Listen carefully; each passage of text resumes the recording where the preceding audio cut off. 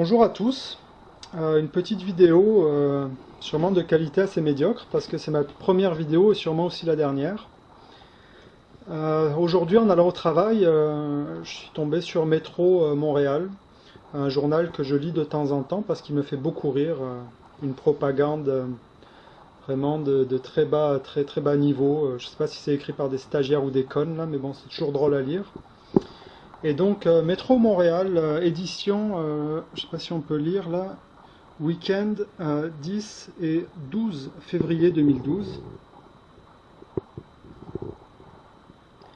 Métro Montréal, édition 10-12 février 2012, du week-end. À la page 12, on a un article sur la Syrie. Les diplomates partent, l'horreur continue. En légende, un rebelle sur le point de tirer à Idlib en Syrie. Le régime d'Al-Assad a mené d'autres attaques meurtrières hier à Homs. Photo Associated Press. Alors, pourquoi cette vidéo? Moi, je fais du tir, je m'intéresse aux armes, j'ai une petite collection moi-même. Et donc, par curiosité, je regardais qu'est-ce qui était dans les mains de ce rebelle syrien, qu'on nous présente comme un déserteur de l'armée syrienne. On a une Kalachnikov AK-74. Alors l'AK-74, c'est ce qui a succédé au AK-47, AK-47 7,62 par 39 mm. Donc là on a un AK-74 en, je pense, 5,45 par 39 mm. Et un AK-74, c'est ça. Voilà, c'est en plein ça. Alors regardez la crosse d'un AK-74. On voit que c'est tout droit dessous.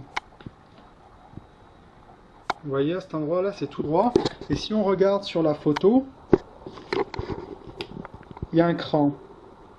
Il y a un cran et un genre de bouton qui dépasse sur la crosse. Alors ça c'est pour une raison très simple, c'est que c'est pas une crosse d'AK-74, c'est une crosse de M4. Regardez la crosse du M4. On a le cran ici et le petit bouton qui dépasse. Ah, j'ai une crosse de M4 ici. Vous voyez le cran et le petit bouton. Le cran et le petit bouton qui dépasse. Alors le M4, c'est ce qui a succédé au M16. Le M16, fusil d'assaut de l'armée américaine pendant la guerre du Vietnam. Le M4, fusil d'assaut de l'armée américaine pendant les guerres d'Irak et d'Afghanistan. Donc qu'est-ce qu'une crosse de M4 fait sur un AK-74 russe? Eh bien en fait c'est quelque chose qu'on voit assez couramment aux États-Unis parce que les Russes prévoient de combattre en général avec des gros manteaux parce qu'il fait froid en Russie une bonne partie de l'année. Donc les crosses sont plus courtes. Avec des gros manteaux plus le gilet pare-balles, on a besoin de crosses plus courtes. Et la crosse du M4 est ajustable en longueur. Donc souvent les Américains qui ont des Kalachnikov vont mettre un adapteur pour mettre une crosse de M4 sur une Kalachnikov. C'est ce qu'on voit ici. Alors là où ça devient intéressant, c'est que cet adapteur, à ma connaissance, il y a deux compagnies. Il y a la compagnie Ace aux États-Unis, mais ça ne ressemble pas tellement à ça. Et ensuite une compagnie israélienne qui s'appelle Tsahal.org. Alors Tsahal.org, qui est une compagnie qui offre des accessoires pour, on va dire, customiser les fusils d'assaut, les pistolets, ce genre de choses. Et là on a un adapteur de crosse M4 sur AK-74, pour AK-74. Tsahal.org. Ensuite, si on regarde la photo de notre rebelle syrien, on peut voir devant sa main gauche un genre de petite poignée là, avec des stries dessus. Et ça c'est assez intéressant parce que sur tsahal.org, on a exactement le même modèle. Alors c'est une poignée qui s'ouvre comme ça. Et sinon, sur la photo, la poignée est repliée comme ça. Alors là, moi je suis absolument catégorique. Je n'ai vu ça que par des compagnies, enfin une compagnie israélienne. J'ai jamais vu ça aux États-Unis. Je connais aucune compagnie américaine qui produise une poignée de ce type.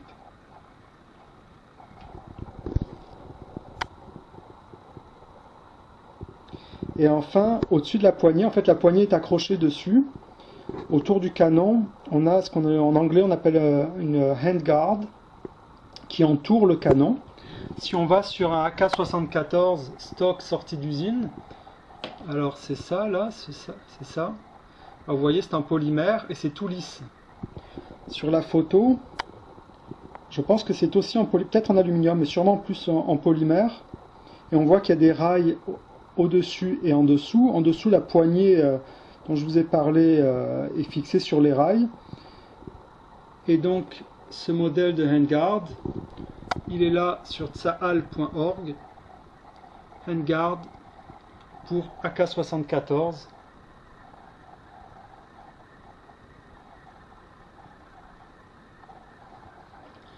Et ce qui est encore plus intéressant, tsahal.org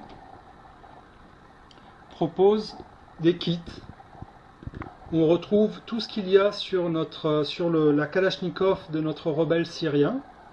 Donc la crosse de M4 avec l'adapteur. La poignée on ne la voit pas à cause elle est cachée sur la photo par la main du tireur. On a le handguard et on a la poignée pliante. Kit vendu par tsahal.org et qu'on retrouve sur le fusil d'assaut du rebelle syrien. Alors moi quand j'ai vu ça, là j'étais au bord de la rupture d'anévrisme ou de la crise cardiaque. Parce que c'est quand même... En fait il y a trois possibilités. Alors on nous dit que ce sont des déserteurs de l'armée syrienne qui se battent contre les forces régulières.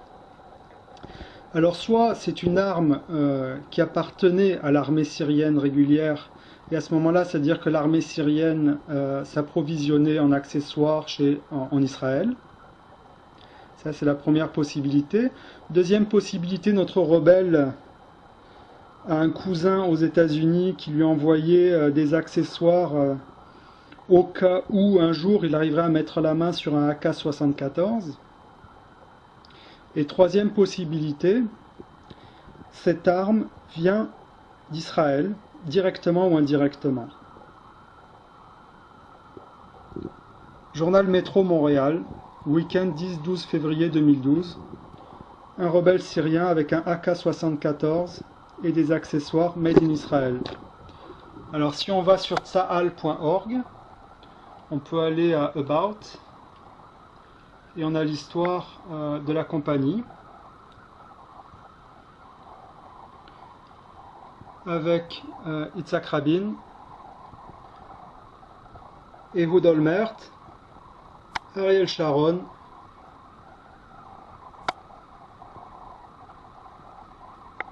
en Afrique du Sud, bon, ouais, en Jordanie, et puis les enfants qui servent dans l'armée israélienne. Voilà, je voulais partager avec vous cette petite découverte, photo d'Associated Press, un rebelle syrien, une arme russe, des accessoires israéliens. Merci d'avoir regardé, bye bye. En visionnant ma vidéo, je me suis rendu compte que la poignée qui est sur l'arme de notre soldat syrien n'est pas exactement celle que je vous montrais sur le site de tsahal.org, c'est quasiment la même. En fait sur tsahal.org c'est le nouveau modèle et sur la Kalachnikov du syrien c'est l'ancien modèle. Alors je voulais vous montrer l'ancien modèle pour que vous voyez que c'est exactement celui qu'il y a sur la photo d'Associated Press. Donc on peut voir AR-15 M16 Folding Vertical Grip et Manufacturer, vous pardonnerez l'accent, Command Arms ACC, vous voyez juste là, Command Arms ACC, et moi j'ai personnellement une poignée de Command Arms ACC CAA, je pense qu'on peut le voir ici, et juste en dessous de CAA, je ne sais pas si vous pouvez le lire, Made in Israel.